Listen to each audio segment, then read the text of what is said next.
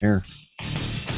All big changes start with a swift kick in the ass. Join the journey of lifelong friends, John Curran and Tom Stewart, as they make conventional thought bend over and take a boot to the keister. Warning, listeners may notice a force equal to or greater than needed to get your ass moving. A swift kick in the ass, living life on your terms. Welcome, it's Tom Stewart, and I'm joined here with my lifelong friend, John Curran. Hello, Tom. How are you? Good, good. We also do a vidcast and on Google Hangouts, and I was just messing around with John because today I don't have my screen behind me, and I just, my backdrop, and there's a big beach hat that's on a vase, and I was making it fit on my head, and in the background, John was laughing. Yeah, it's pretty funny sight, and what's even funnier that you're trying to say that's your wife's hat, because I could see that on your head. Actually, I have one that's not too far. I have one of those that almost looks like the kind you wear in the Orient in the rice fields, because when I go to cut the grass, I live in South Florida, and the sun does not do well on my bald white head. So that's good protection. Well, this episode is really about things in our life that trigger change, and or not necessarily maybe trigger change, but make you think about how life can change or needs to change. So when I see that hat in the back, it makes me wonder how your life is changing, Tom. Well, my life could have changed drastically. In fact, I'm lucky to be able to be joking around about putting a hat on top of my head. Last week, I was driving down the street, or down the highway, a busy highway, and it was pouring down rain. Just came out of nowhere. It went from being super hot to thunder and lightning, and I was just starting to exit off the highway, and it's actually such a big highway that there's 3 lanes to exit, and I had just left the main highway into that exit and started hydroplaning. I have a Ford Expedition, and it's a big car, and the back end started hydroplaning. I turned into it like you were supposed to, and slowly started putting the brakes on, and that didn't work. The brakes locked up, turned me around, did a 360. I ran my rear end of the Ford Expedition into a wall, thereby throwing me around again and slamming the front part of my Expedition into the wall, and then throwing me across all 3 lanes into another wall, which if the wall wasn't there was a canal, so it was a good thing that wall was there. So yeah, and luckily the traffic saw what was happening, and they backed off. If it would have happened a minute earlier, who knows? Because there were semi trucks, and it was just jam packed with afternoon rush hour traffic. Yeah, and that not only had the potential to change your life, but also the life of your son, correct? Because he was with you. That's right, and that's the first thing I thought about. I just told him, I said, Hunter, I said, hold on. And I tried to be calm. I asked him if he was scared. He's like, no. But I have to say that big vehicle absorbed a lot of impact, because I really didn't feel it. The front of my throat, like my neck area, hurt a little bit the next day, but it wasn't like whiplash. It was just a little bit from impact. He was fine, and it was almost after we came to a rest, it was more scary to sit on the side of the road, because I wasn't completely out of the lane on the right hand side, and cars just do not slow down, even when I had my hazards on. And it was scary just trying to get out of the vehicle. I had my wife come pick up my son right away and get him out of there, and then I called the cops and did everything I was supposed to do. Yeah, and that's 595, correct? Yes. That is a very, very busy road, and seems like they're always doing construction on it as well. They had just finished construction, and which might have been part of the problem, because it was a brand new road, and you know how the oil, when a rain comes, the oil kind of comes to the surface and makes it more slick. So it might have led to part of the problem. Yeah, I guess you never know what the road conditions are going to be like, whether it be an actual road or life. Seems like you're cruising right along. You're on the exit lane. You're trying to get off the highway and get to wherever you're going, and life has a tendency to throw things your way. And Sometimes it puts you in circles and hits you up against walls, and really thankful that everything worked out just fine. You didn't get hurt, neither did your son, and here we are today. I Right. agree with you. We're both very lucky. Now I have to ask you, did you have any flashbacks of when we did the rollover into the median on I-75 when we were kids? Right. When we were 16 years old, um, we were supposed to go to the Smoky Mountains, and my parents allowed me to bring John with us. And we had just bought a trailer, and we hooked it on the back of our Cadillac, and we were proceeding down I-75 heading north. And I was laying in the back seat. John was laying on the floor of the back seat. He Yeah. put some pillows there and made like a little bed. And all of a sudden, Hey, next thing I know is the car's swerving left and right, and I hear my dad going, "Sweet Jesus!" And bam, we're into the ditch and rolling over and upside down. And suddenly we're on the ceiling of the Cadillac, and me and John are looking at each other like, "What the hell?" And my dad is out of it with a few busted ribs. My mom is praying, scaring the hell out of us, you know. And it was a scary situation. that was the day before seatbelts, and like Tommy said, that was a big back seat. So he took the seat, and then I think I had cushions down on the floor, so I was laying down on the floor of the car. We really didn't see any of it coming, but that was a scary moment. I don't know if we were 16. I thought we were younger, but I just remember Maybe seeing the back maybe of your dad's head, and it looked like he had broken his neck. I mean, there was silence after we rolled. right. And I remember I tried punching the back window out, thinking you're a strong teenage kid, and no, that doesn't work. Luckily, someone Yeah. saw us on the side of the road and came over and opened the door for us. Had to shut off the engine because the engine was still running. So, that's a bad situation if there was Yeah. any gas present. Um, Well, we survived that. Tommy survived his accident recently. I know I've had my own incidents where that remind you of how fortunate we are to just be alive and to continue to be able to be breathing. It's something to be really thankful about when you think about it. And on my Facebook page, I get a lot of comments about people who have made changes in their lives, and I've asked them what triggered that. And in most cases, it is either coming face to face with death yourself or through somebody else, like a very close family member. So just being alive and recognizing, hey, it's great to be alive, can really help motivate you towards making positive changes in your own life, because you realize that we take so much for granted, and life is not anything to be taken for granted, and we're not guaranteed a tomorrow. So you better live it today and live it as you choose. yeah, it makes you slow down too. I mean, I was just thinking, and I wasn't, not that I was, speeding or anything when my accident happened, but, there's been plenty of other times that I have, and it's just, I get so used to driving through such crazy traffic going down to Miami where I work, and that, you would think that, yeah, I'm a good driver. I'm a master driver. I do this in my sleep, and, but really you have to just take a moment and slow down and realize, you know what, it's time is just a concept, and if you're late somewhere, then so be it. It's better to arrive alive, as the motto used to be in Florida. Yeah, when I was in Atlanta, I had a huge commute. I had 28-mile drive one way into work, and this, as you said, you get into a routine. So I was running late for work. It was wintertime. This was back in my single days when I had this 1978 Corvette. Beautiful, beautiful car. And that car could just handle.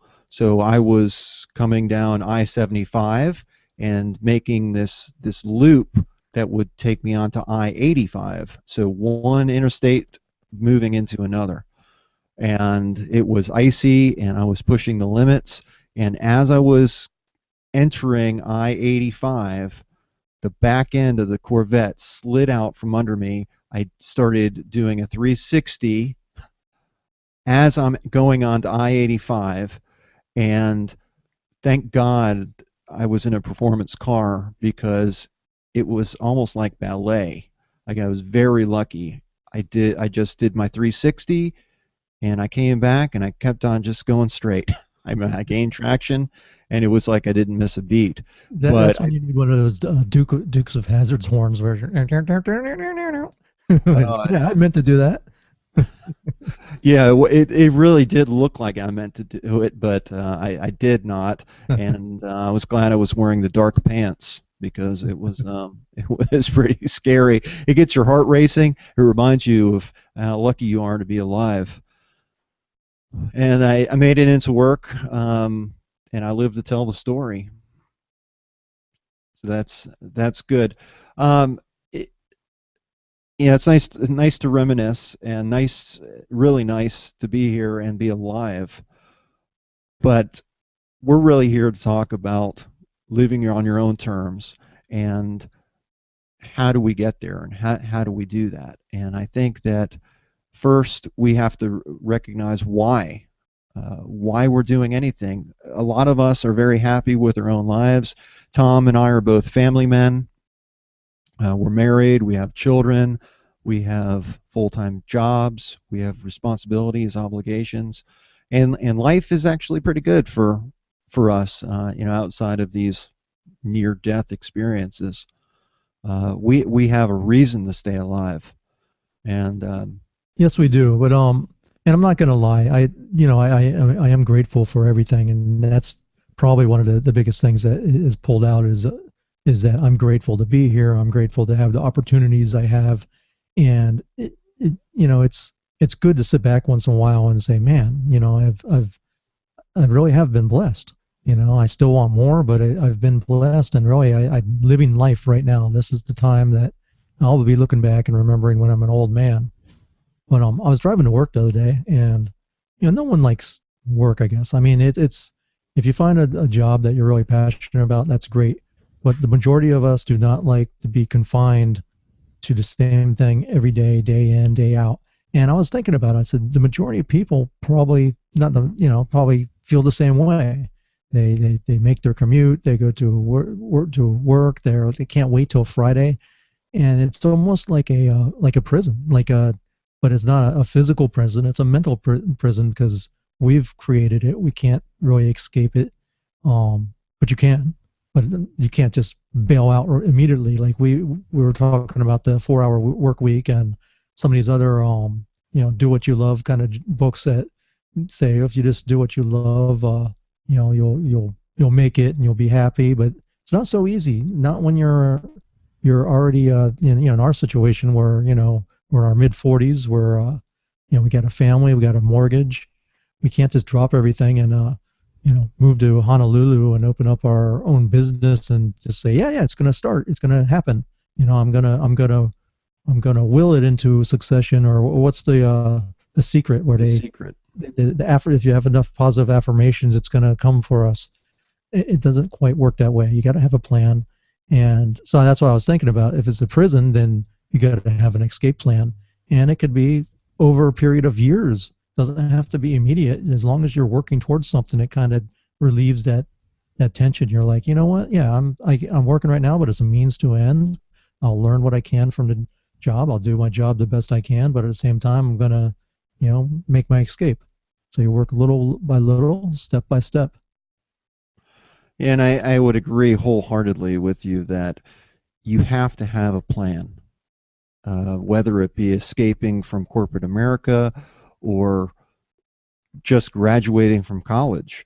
I know that in all of my big milestones that I've had throughout my life, there's always been a plan attached to it. Whether I created the plan for paying off over $90,000 in debt in 2.5 years, um, or someone else's plan, like taking all the courses and following all the rules to get my college degree.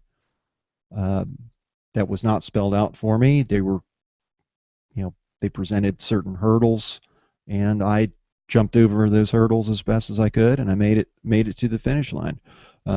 Without a specific goal in mind, and a plan to back that up and get you from point A to point B, you're just going to be wandering around. And I saw a cartoon today, and it pictured this man that had, like, the donkey with the carrot with the stick in the cart, where the donkey's pulling the cart with the carrot in front of him, and he's Sure. moving forward. Well, this was kind of the same thing, except it was a man with a stick hanging over his head, and a big wad of money. So he's chasing down the money, but in front of him you see this grave, and he's just gonna run himself right into the grave chasing money. And it gets me, and the caption was life of modern people. And it really makes you think about things. It takes money to survive these days. There is a cost associated with living. Um, what that cost is really within our control. And I think a lot of people, just we take so much for granted. We have to have that, the premium channels on the cable TV. We have to live in the big house. We have to drive the expensive car. Um, the most up-to-date technology. I mean, it's all different, and there's countless opportunities to spend money these days. But if you're serious about taking control of your life, money is important. If you have a mortgage, if you have high electric bills or a high car payment, you have to realize that's what you're working for. You're working to pay those bills. So imagine what your life would be if you didn't have those bills. I know my wife and I have, over the last 8 years, have been steadily working towards two goals. One, having money in the bank, because money is a nice thing to have, and having a cushion, having that cushion in your bank account allows you some freedom that you might not have if you're just scrambling to pay bills, or maybe even borrowing from one credit card to pay for another. Uh, Gives you a so good that, night's sleep as well. yeah, and a good night's sleep, because Murphy's law, things are going to happen, and you're prepared for that as much as you can. And then the second is not to have any debt. So we've been working towards that, and in the next 2 years, we plan on having completely no debt except for the mortgage, and then we'll speed that up and pay that off as quickly as possible. And I just keep on, what keeps me going is thinking about how different my life will be when I have no student loan bills, no credit card payments. The only thing we'll have is the mortgage. And then once that's gone, wow. I mean, it's just all of my income can go more to the places that I choose than where they're going now, which is to the bill, the people I owe the bills to. So I think it's important that people look at their own lives and really assess where they are and the position that they're in, how they got there, why they got there, and start to question what they're really paying for and whether or not that's moving you forward. Yeah, Um, the question is ask yourself difficult questions. I mean, sometimes we avoid the difficult questions. It's funny. Last Sunday I was having breakfast with some of my friends, and one of my friends, Jenny, was had brought up, what would you do if money was no object? Like, what kind of career path, or what would you love to do? And I was like, or did you read my blog or something? Because I'm a big fan of Alan Watts, a famous American Zen philosopher, and he, back in the 60s or early 70s, I forget when it was, he put out a speech, and it's been made into a video. You can find it on YouTube, and it's talking about what if money was no object. And the whole philosophy is, if you do something, life is short. Why spend your time doing something you don't love? And if you love something, eventually you'll become a master of it, and you'll find other people that are interested in that same subject and be willing to pay you money for whatever it is that you do. And it's a great philosophy, and I agree with it 100%. However, that is if you find it early, not if you find it mid life. Well, anyways, I started thinking about it, and I was like, I asked myself, I have never really asked myself truly the question. One of the things that I've always thought about in retirement is that I wanted to create this action line of um, action figures, kind of like Legos, but you can switch out the different arms and legs and characters, and there'd be robots, there'd be zombies, there'd be superheroes and villains, and the kids could build and create. And I always thought that's something that I'll pursue when I retire. And it still is something I want to pursue. But she was like, "Well, why aren't you doing it now?" And I'm like, it's expensive, to try to get China to make molds and everything. It's a difficult process. But I could start working a plan towards having that in motion rather than just thinking, "Oh, I'll do that in retirement," because retirement might never come. And I think that's what happens to a lot of people. They think, when I retire, I'm really going to do what I really want to do, and we can't wait. We have to make the plans now so that we can actually take action when we do retire, and maybe we can make it happen. Yeah, I agree with you. We're not guaranteed a tomorrow, and we need to enjoy the moments that we do have, um, because because there is no guarantee. What and I also believe that you should follow your passions. And let's just face it, life is short, and if you're not happy doing what you're doing, you can be very unhappy, or just go through life mindless and not thinking about what you really want. You'll never ever get it because you never really tried. Um, Being passionate, I felt very much the same way, Tom, when I was in college, that I was going to be putting in a lot of time, a lot of effort, a lot of energy into my career. So I wanted to put a great deal of thought into that. I wanted to help people. And I thought, just along the same lines, if I was passionate and I enjoyed what I was doing, the money would just follow. And I hate to say it, that doesn't necessarily happen either. It's not a guarantee. Um, I remember something my father told me, and I totally misinterpreted it when he told me this. But he said, Johnny, don't worry too much about what you want to be when you grow up.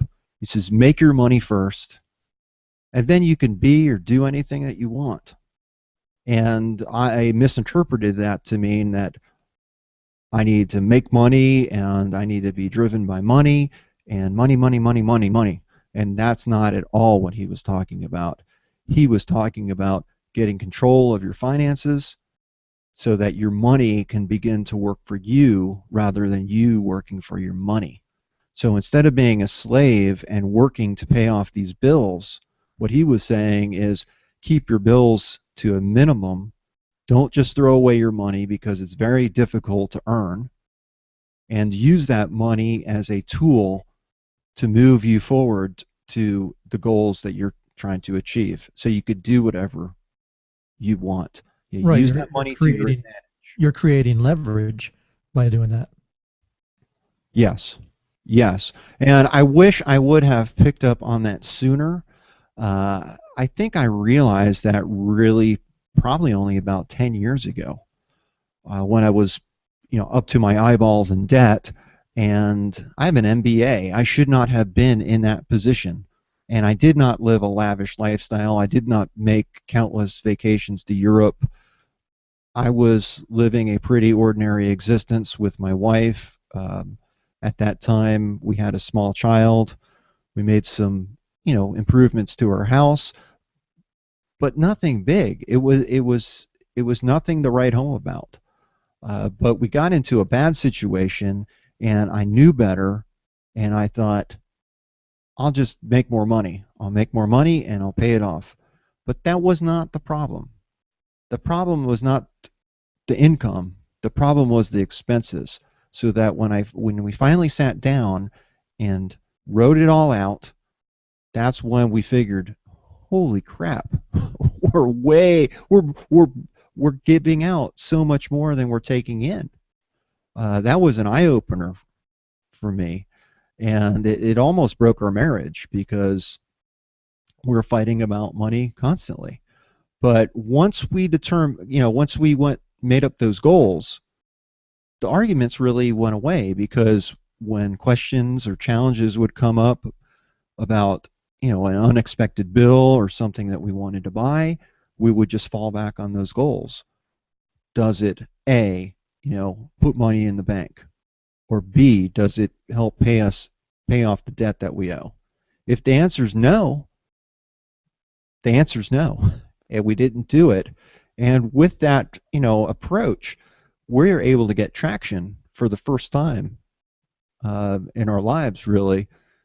And we covered, we covered over 90 grand in debt in 2.5 years on one income because my wife stays at home to be with the children. I like how you keep it simple too. It's easier to follow simple rules than it is to have a bunch of different rules for, different things. It's almost like which is a good time to mention the simple spending planner that you had created that we offer free on our website. Go to swiftkickinass.com. You'll see it right there. It's the first thing. You just give us your email address. We'll give you the free spending planner, and it's a good tool. It's a valuable tool to help you get your finances in order. And maybe you can follow John's advice and start getting stuff together because really you can sleep better at night and feel better about yourself and your family's future if you have a little bit of a nest egg and not be just bouncing month to month and or drowning in debt. That's the worst. Yeah, and quite honestly, I think that a lot of us just don't bother to pay attention to where we are and the true position that we're in. We know every month we have to send our, write a check. I mean, back then it was write a check. Now it's pay it online. But you don't stop to think about where you're sending your money. So I had no idea that we were spending a lot more than we brought in. Um, and I'm happy to say that 8 years down the road, those goals still keep us in check.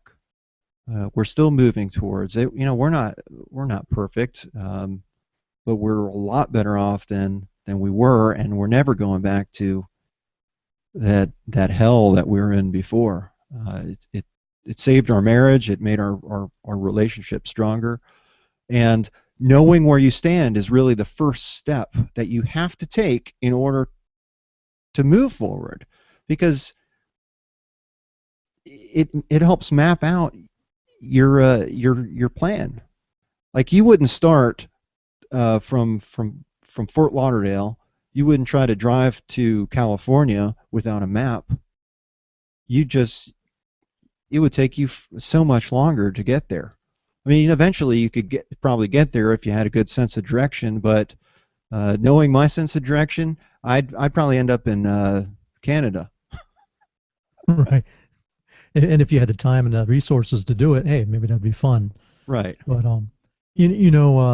before when I was talking about me wanting to create action figures that were um, you know interchangeable like Legos and stuff like that, did you notice that I actually mentioned what I want to do?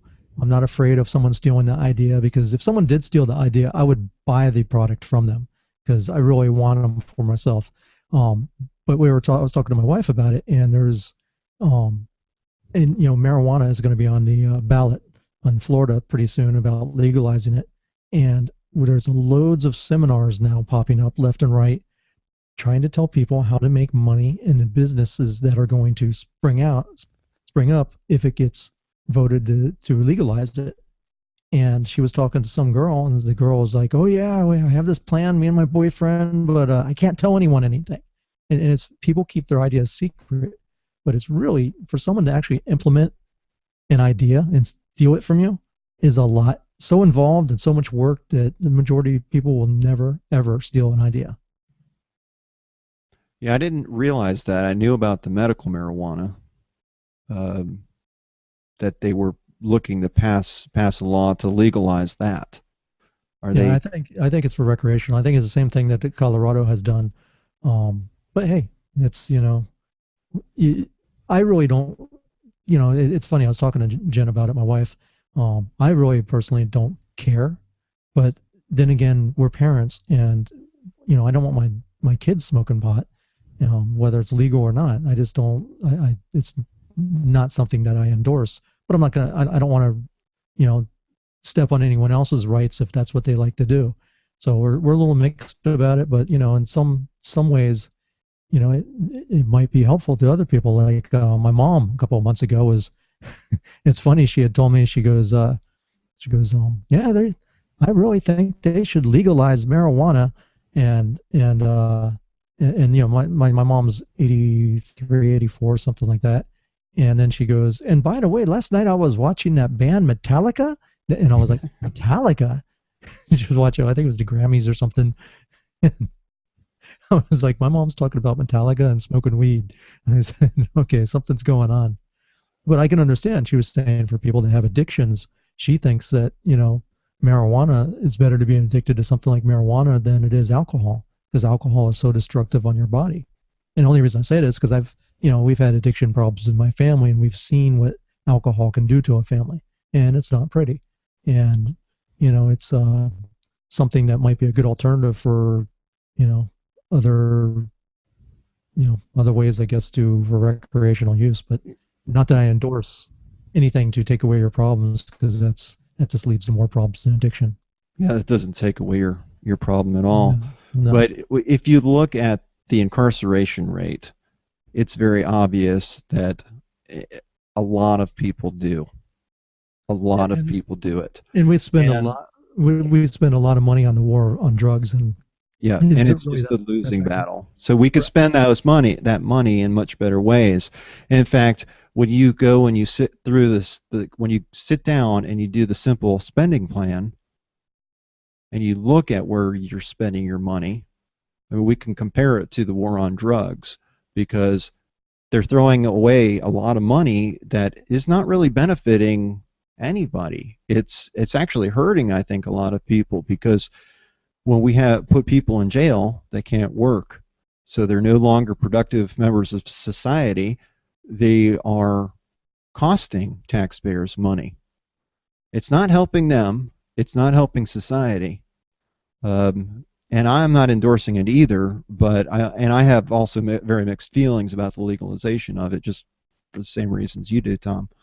But the fact is that you can't control people. If they want to do it, you're not going to stop them.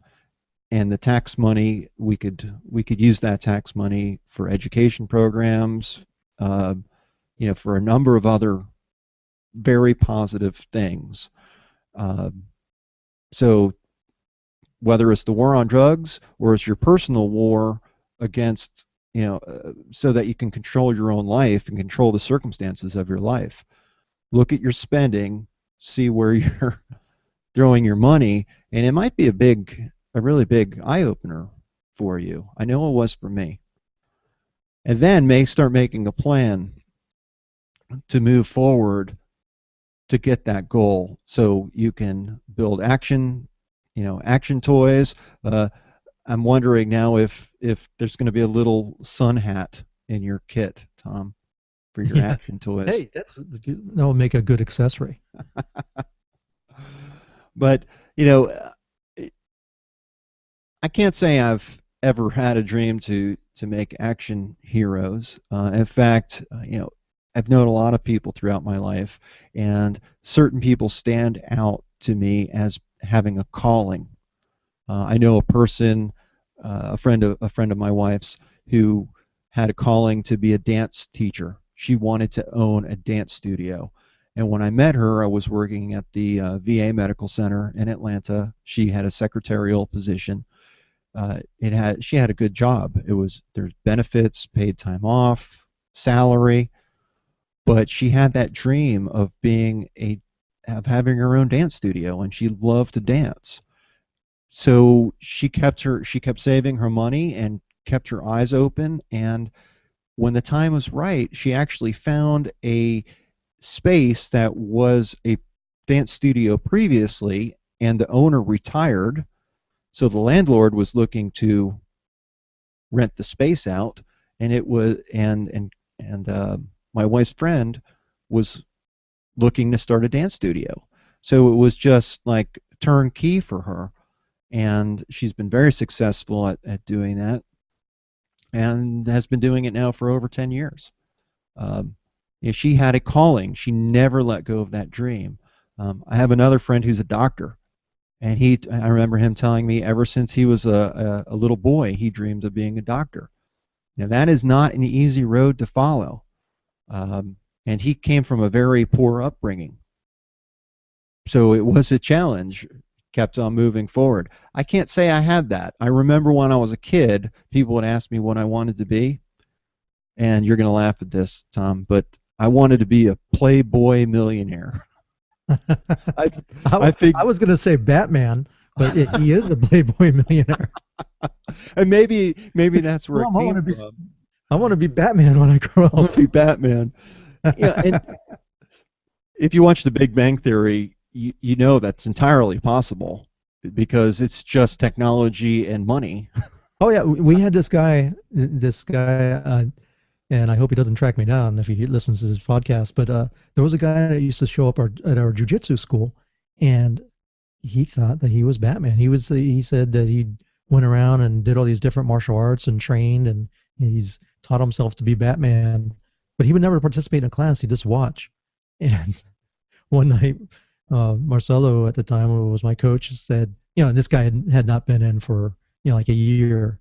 He goes, "Whatever happened to Batman?" And lo and behold, the guy walked through the door right after he said that. It was like, oh my God, the whole place has stopped and like looked at Marcelo like, what? So you have like a listening device in here? Maybe he is Batman. You were punked. Do you have cameras in the studio or a No, no, listening no. device at No, this least? guy was just this guy was off his rocker for sure, man. But he thought he was Batman. But I think about that calling, and then I think about my own life, and I kind of laugh. I'm neither a playboy nor millionaire, but I've had glimpses of what it's like to be a playboy. As I mentioned, I had a Corvette when I was single. I lived in this, I lived on the 15th floor of a high rise overlooking the city. I had lots of girlfriends. I had a Corvette. I had a good job. I was making money. I didn't have any kids. I had, a glimpse of what that's like. And I'm so much better off now today than as a father and a husband. I love my children, and really what I think my true calling was or is to be a dad. The smile that comes across my face when I see my little boy doing something, or something my daughter says, I just get so much enjoyment out of that. And I love, molding those and shaping those little lives and giving them opportunity to live their life as they choose. So, I think calling and knowing yourself and knowing what you want out of life is key to getting, actually getting that. Um, Being Batman is realistic or not. I don't know if I It really. would be very lonely, and Batman, is one of my favorite heroes and characters, and I've always liked him because he was realistic and he just used his mind. He thought his way out of things, and I admire that about him. Um, but I would not want to be Batman. Plus, he's always pissed off. Well, yeah, and I don't think Robin is feeling any better either. I mean, you can tell me all about that because when we were kids, you always played Robin. I was always Right, and Batman. you made me. We were gonna do a movie, and so I remember getting stuck in a shopping basket, and then this older kid was like, "All right, now Batman's gonna swing and kick the shopping basket over, and Robin's gonna escape." It's supposed to be like a little prison, and you swung off the fence on a rope or something or whatever, and it kicked it over, and all I remember is like my pinky getting smashed when it hit the ground, and I was like, "Ah!" I'm going home. Yeah, forget that. I didn't want to be Robin. Besides, he wore underwear. He wore green underwear and little elf boots. Robin wasn't very cool at the time. No, and I think that was just the reward I got for being or the privilege that I had for being older. Right, because I remember even when we played Spider-Man, you were Spider-Man, so I created Super Spider, to trying to one up you and be like, all right, you want to be Super. Spider-Man? I'll be Super Spider. It's funny. Throughout life, we learn about ourselves and what we want, and then we adapt to the situation. Uh, Tommy's Super Spidey, and Super Spidey was adapting because Superman was already, I mean, Spider-Man was already taken. So Right, and I even carried them even when you weren't around. I remember somewhere there is a 8 millimeter film of me fighting my older brother David, and David put like on his motorcycle helmet, and he was dressed as the Fly from the Creature feature movie, and I was Super Spider. Now I remember I was jumping on a redwood fence and making it look like I was hanging, like I was sticking to the wall fighting him. You know, I wish I could find that. That'd be awesome. I actually I remember that. I do remember. I think I saw it at least. But haven't we taken that learn and adapt model uh, and carried it throughout our lives? Um, I remember back when I first stepped into a hospital for a job interview. I felt like I was at home. It felt right to me. And so I can relate to people who have a calling, because I did, that was one of those few times where I felt called towards doing something. And as I worked my way through school, I had the dreams of running a hospital. And I thought, and I even went into a master's level program to study for hospital administration, and completed it. But halfway into the program, that's when managed care hit, and I was working my way through school, and I had a decision to make. I could either get my degree and then take a step back, in pay, because all of the middle management positions dried up. I had to basically start at the bottom and work my way up that particular career path, or I could find some other way. And I found some other way. I did not become a hospital administrator, but I work within healthcare and I do business analytics, and I've found great challenge in that. It's been very rewarding, and I've learned a lot along the way. And I wouldn't change a thing, really. I mean, looking back, And your dreams can change. I remember having that same exact feeling that you're talking about, feeling like, oh, I found where I belong. When I first got into radio, I first got a job at WSHE, which was the heritage rock station that we grew up with, when, down in South Florida. And I remember driving the She van and coming back from a remote broadcast and thinking, man, I've made it. I'm working in radio now. I've got my foot in the door, which is sometimes in radio the hardest thing to do. And I just felt like, now, it's cool. I feel relaxed, and now I feel happy.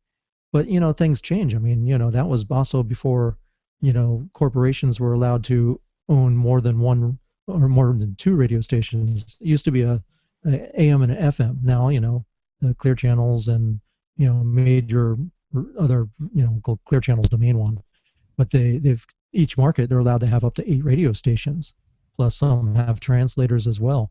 So I mean, it's changed the whole dynamic of radio. I mean, when it went from every station at the time, because I'm in engineering, everyone had a chief and everyone had an assistant for 2 radio stations. So there was a lot of more jobs available. Now you'll have a couple engineers for 7 or 8 radio stations, and it's your responsibilities are higher, and it's more stress, and there's less competition, so it's kind of sucked the soul out of radio. So it's not as fun as it used to be, and that's just like anything. Things change. New technology comes along, and I tell John this all the time. I think 10 years from now, radio will be dead. I mean, look, we have podcasting. This is essentially online radio that we're doing right here, and we're just two guys. Anyone could do this. And the same thing with newspapers. We see the changes in newspapers. I mean, readership has gone down. You can get it online now. We get bombarded by information wherever we go. I think some of the quality of journalism has gone down as well, because we don't have they don't have the money to pay the journalists, the guys that are really top journalists, what they're worth. And television's change. There's the new media has taken over, is replacing the old media, and that's also changes your careers and different. It provides opportunity as well, but it also makes some jobs useless, or good to be outsourced Yeah. and to another market, to another country. Yeah, I remember reading the 4-hour work week, and Tim Ferriss mentioned that he went through a similar experience. He was working. I forget exactly what role he was working in, but he was working in corporate America and thinking about his future and getting gas at the gas station. And he saw he decided to take a look at leadership, and what he saw was a fat guy in a suit driving a BMW, and seemed like that was the stereotypical leader in his company. And he just thought about it, and he says, I don't want to be the fat guy in the suit driving the BMW. I want something different out of life. So you don't know about things until you try them. Um, I think it's funny that we expect our children to choose their field of study, when they go into college right away, without any real life experience. That life experience is what teaches you whether or not you want to go ahead with something, or take a totally different route. It's all about learning and adapting, and that's how I've gotten to where I am today. I never expected to be in front of a microphone or in front of a webcam doing podcasts, but I love it, and it's my opportunity to make a difference. I hope these podcasts make a difference in your life, and hope you ask yourself those difficult questions that we all need to answer, just for ourselves, so we can get where we want to be, rather than where we are. Right. And we should probably wrap this up. We had been trying to keep these to around a half hour. We're almost double that. We're, like at 45 minutes or past. So, it's we'll get some more podcast out to you. We have some interviews that we're trying to line up of people, some ordinary people that have gone through some extraordinary change, and try to mix it up so you have something different than just me and John rehashing our old stories. But that's important too. I mean, we grew up, we've learned a lot from each other. We've learned, we've had tight friendships when we were kids. We went our separate ways when we were in college, and we lived our lives, and we've, over the years kept in touch, and we've come back. And it's this last year that we've decided to do a podcast. We actually have become closer friends because we talk, not every All the day, but time. close to Yeah. every day. And it's we learn from each other. We bounce ideas off each other, and we hold each other accountable. So Yeah, we'd love to hear your ideas mhm. about our podcast, about what you're doing in your own life to make a difference. And you can go to our website, www.aswiftkickintheass.com. We have tools there. We have blog articles about living on your own terms, and we'd love to get some feedback from you. And we'd also love to hear from the people who are really making big changes in their life. Um, Right. If you have a story, or someone that would like to be interviewed and on the show, we have a page there where you can give us your information, and send it to us, and we'll contact you, and we'll see if we can hook you up. I think it's a good opportunity to get get out there, and who knows, you don't know what yeah, happens if you open up and share stuff with someone. You might inspire someone else to make a change in their life, if and that's always a good thing. yeah. Well, until next time, this is John Curran. And this is Tom Stewart. Thanks for listening.